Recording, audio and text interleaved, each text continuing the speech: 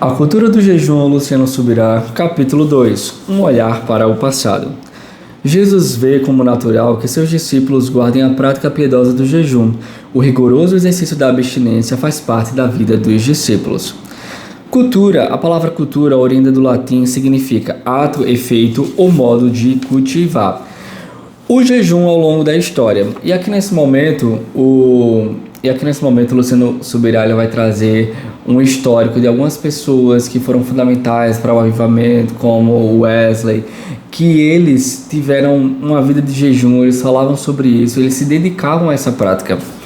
Aí ele vai citando aqui Didaquê, ele cita Policarpo, cita Wesley, Cirilo, bispo de Jerusalém, Agostinho, Martin Jones, e ele vai falando sobre todas essas pessoas, como elas tinham esse comprometimento e essa prática. E aqui ele fala sobre o irmão David Young Cho, que ele escreveu um livro, que se chama O Homem do Céu.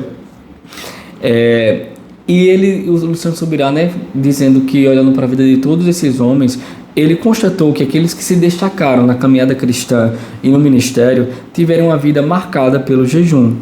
Não trago esses exemplos porque a instrução bíblica ao jejum não seja suficiente, mas os trago apenas porque a obediência de outras pessoas nos inspira. Era uma vez uma igreja que jejuava.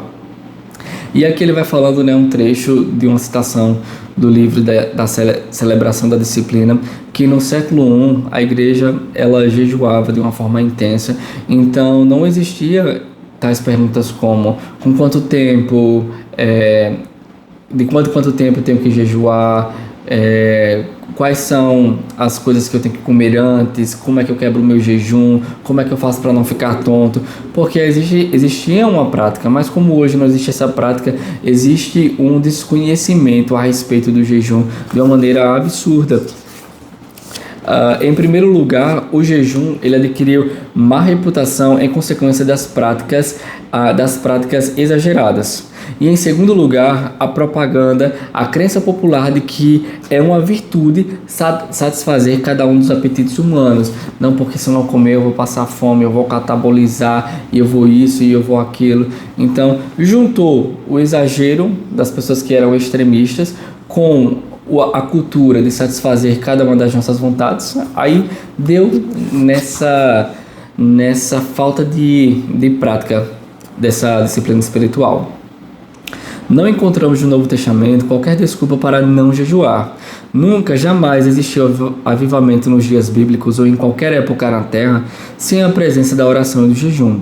Pensaremos porventura que somos melhores neste século XXI, século da carne, achando que podemos mudar os princípios e ainda colher os benefícios? Jamais. Temos um padrão. Quem é o nosso padrão? O próprio Cristo.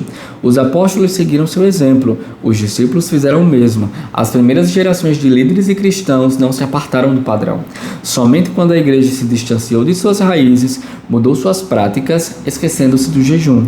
Só que, em consequência, perdeu a vida e o poder apostólicos. Faremos bem em retornar às pegadas dos pioneiros ao cristianismo. Tendo em mente a visão de quão importante é resgatar a cultura do jejum, convido você a olhar à frente com a lente da percepção profética que a Escritura proporciona. Então aqui agora ele vai trazer, no próximo capítulo, ele vai falar sobre o que está agora na nossa frente, sem olhar, já olhamos agora como eram as pessoas no passado, vamos lá agora aqui à frente. E é isso aí, pessoal, sejam abençoados na prática da palavra. Valeu, partiu.